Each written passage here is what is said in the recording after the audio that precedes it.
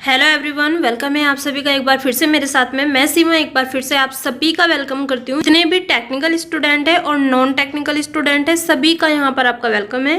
जैसे कि आपको पता ही है कि यूकेएसएससी के जो है इतनी सारी वैकेंसीज निकली हुई थी। कुछ कारणवश जो है वैकेंसी पोस्टपोन भी कर दी गई है, वो आपको पता ही होगा। बट यहाँ पर ये चीज़ तो क्लियर है कि आपके एग्ज़ाम ज़रूर होंगे, इसलिए आपको टाइम भी मिल चुका है। जो बच्चे प्रिपरेशन में लगे हुए हैं, जिनकी अच्छे से तैयारी नहीं हो पाई है, वो और अच्छे से तैयारी अपनी कर सकते हैं और अपने एग्ज़ाम को दे सकते हैं। तो यहाँ पर मैंने बात की जैसे हिंदी की, ठीक है। ये आपको पता है कि हिंदी से जो है क्वेश्चंस आने वाले हैं, इसलिए हमने हिंदी की क्लास स्टार्ट की है। हिंदी को हम स्टार्टिंग से पढ़ेंगे और जितने भी इससे क्वेश्चंस बनते हैं उन सभी को हम कवर करते हुए चलेंगे। इसलिए सबसे पहले मैं आपको यही बोलना चाहूँगी, अगर आप हमारे चैनल पर पहली बार आए हैं तो चैनल को सब्सक्राइब करके नोटिफिकेशन बेल को ज़रूर ऑन कर लीजिए, जिससे आने वाली नेक्स्ट वीडियो का नोटिफिकेशन आपको मिल जाए और आप अपनी प्रिपरेशन अच्छे से कर पाओ।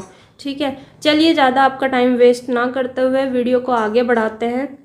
हम हिंदी भाषा के बारे में हम जानेंगे, कहाँ से हिंदी भाषा के जो है उत्पत्ति हुई है, कौन कौन सी बोलियां होती है, कौन कौन सी भाषा होती है, सभी के बारे में डिटेल्स से जानेंगे। अगर हम भाषा की बात करें, भाषा संस्कृत की भाष धातु से बनी है। ठीक है, जो संस्कृत है, संस्कृत की भाष धातु से क्या बनी है? भाषा बनी है, जिसका अर्थ है व्यक्त वाणी।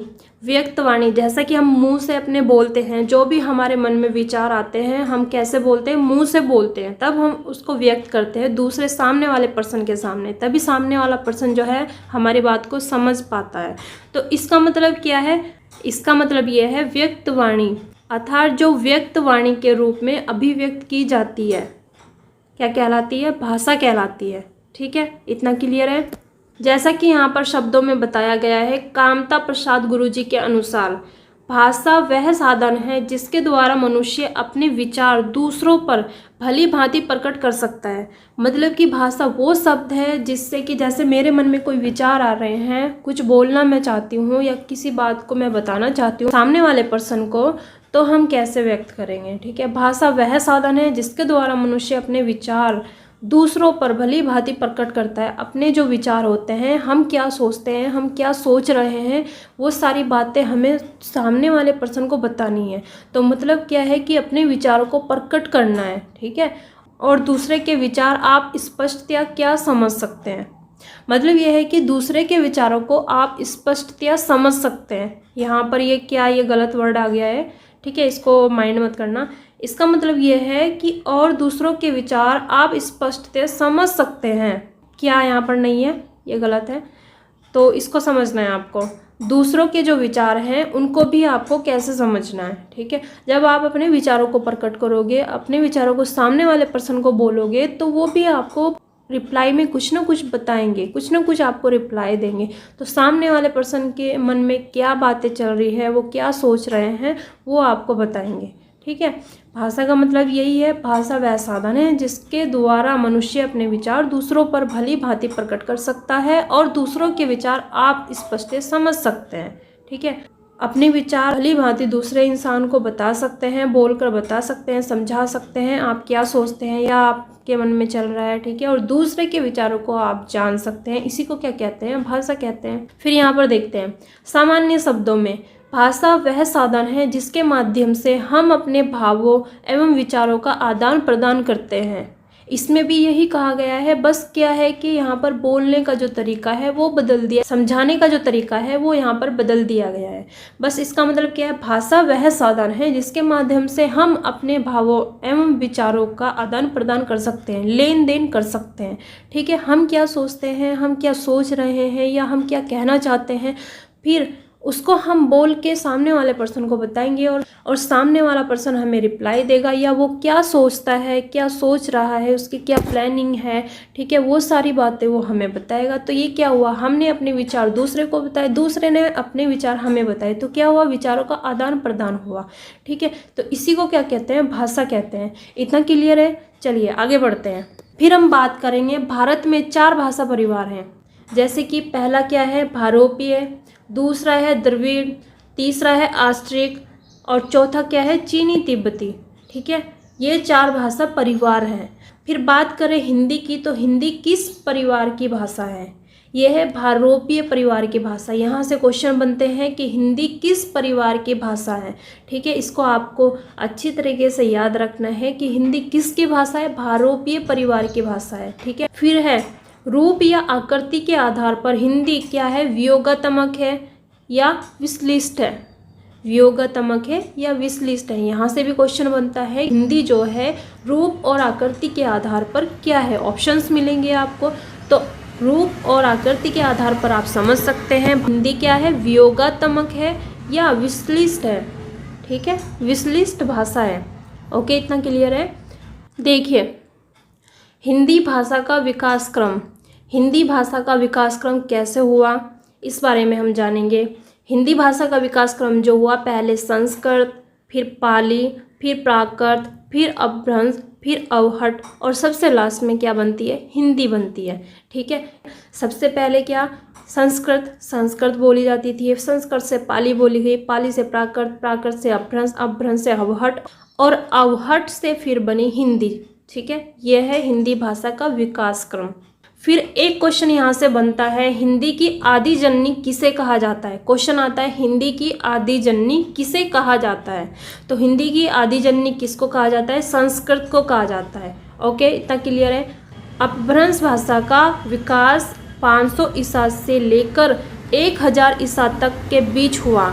सभी जितने भी पॉइंट्स मैं यहाँ पर आपको बता रही हूँ सभी इम्पोर्टेंट्स है और इनसे क्वेश्चन बनते हैं और पहले भी क्वेश्चन आ चुके हैं और आगे भी क्वेश्चन जरूर आएंगे, इसलिए बिल्कुल भी मिस मत कीजिएगा, वीडियो को बिल्कुल स्किप मत कीजिएगा, पूरा देखिए और समझिए।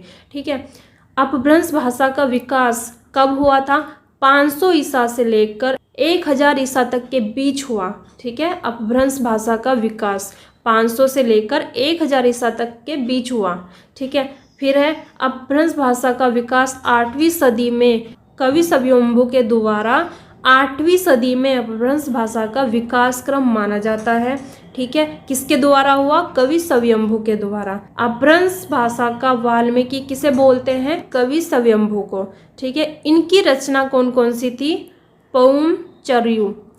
पौमचर्यु या राम काव्य। ठीक है, ये इनकी रचना थी। अवहट का कालखंड 900 से 1100 मतलब 1100 ईसा के बीच माना जाता है।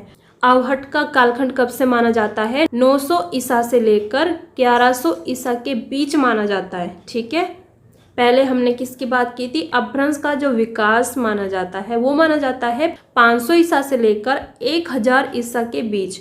अवहट का जो कालखंड माना जाता है 900 से लेकर 1100 ईसा के बीच माना जाता है। ठीक है, अब बात करते हैं विद्यापति व दामोदर पंडित ने अपनी रचनाओं में अपनी भाषा को क्या कहा है, अवहट कहा है। ठीक है, विद्यापति और दामोदर पंडित ने अपनी रचनाओं में अपनी भाषा को क्या बोला है, अवहट बोला है। ठीक है, विद्यापति की रचना कीर्तिलता और कीर्ति पताका है, कीर्तिलता और कीर्ति पताका है विद्यापति की जो रचनाएं हैं। देखो यहाँ से क्वेश्चंस बनते हैं। ठीक है, जितने भी पॉइंट्स मैंने आपको बताए हैं सारे इंपॉर्टेंट पॉइंट्स हैं, इनको याद रखिए, यहाँ से क्वेश्चंस बनते हैं, क्वेश्चन पहले भी आ चुके हैं।